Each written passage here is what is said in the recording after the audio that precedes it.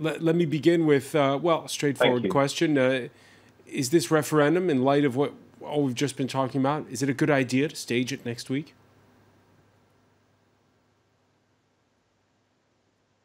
Well, the referendum itself, or what it stands for, I think every Kurd in Kurdistan region and the wider Kurdistan in other parts of the region is welcomed. It's a welcome move. It's a dream for pretty much all the Kurds. However, the way it's been done, the timing and the rush to it, there's a lot of critic within Kurdistan, obviously, and we can see the international community and the regional neighbors are really concerned about the timing of the referendum. Let's not forget, until 2003, from 1991, after the first Gulf War, until 2003, Kurdistan region was fairly separate from Iraq, was ruling his own affairs. Yes, they were under embargo and the economic situation wasn't very good. However, after 2003, the Kurds in northern Iraq have subscribed to the new vision for Iraq, and they drafted a new constitution with the rest of Iraq.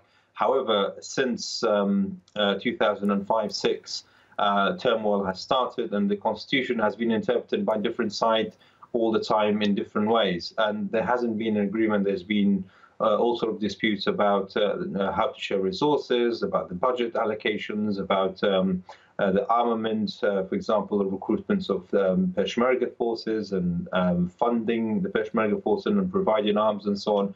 So in terms of a good idea, I think if you ask any Kurd, they will say, yes, it is a good idea, because it's well overdue for Kurds to have the state of their own.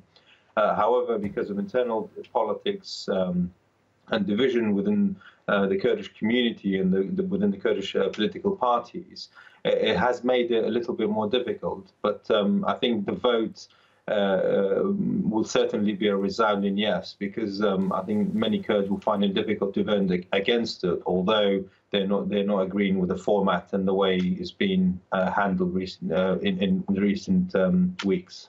So you're suggesting that this vote will take place?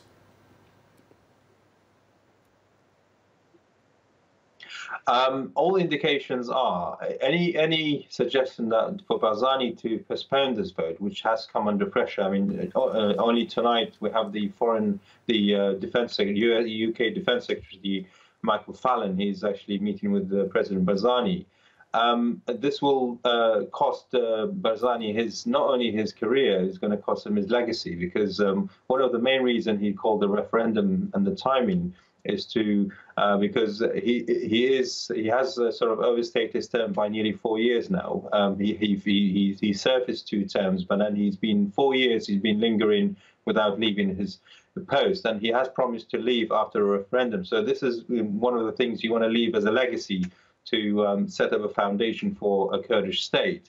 So for him to renege and postpone the vote, it will cost him dearly, and therefore the concession has to be very concrete. I mean, there's 2 ways this referendum can be delayed. One, if there's really concrete, actionable, not only promises, but a deed by the international community, UN, and obviously US and Europe. Secondly, if there is actual imminent threat, especially from Iran and Turkey, although they've threatened, and the language from Iran and Turkey has been fairly harsh in recent days.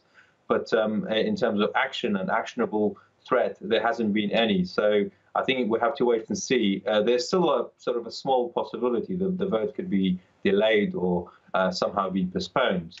But President Barzani has bet pretty much most of his credibility and his career on this move.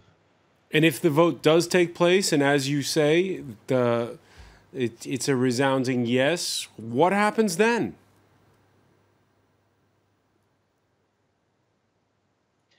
Well, that's the million-dollar question. I think administratively, and there is no actual format how you sort of begin the process of exiting Iraq.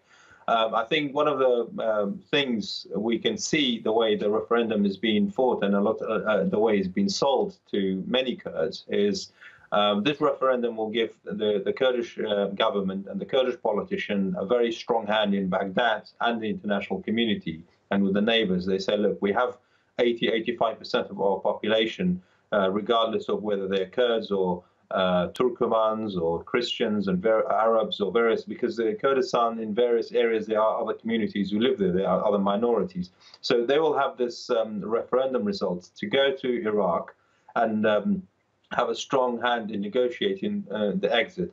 But the terms and the way this exit is going to happen is not yet clear, because Baghdad is not really playing ball with the Kurdish regional government. As we heard from your report earlier about the decision of the court, they dismissed the governor of one of the biggest cities, which is a disputed area, as we know, in Kirkuk. They tried to get rid of the president of Iraq, who's a Kurd. So there's been a lot of action from Baghdad, which is indicating that the negotiation after this vote is not going to be easy.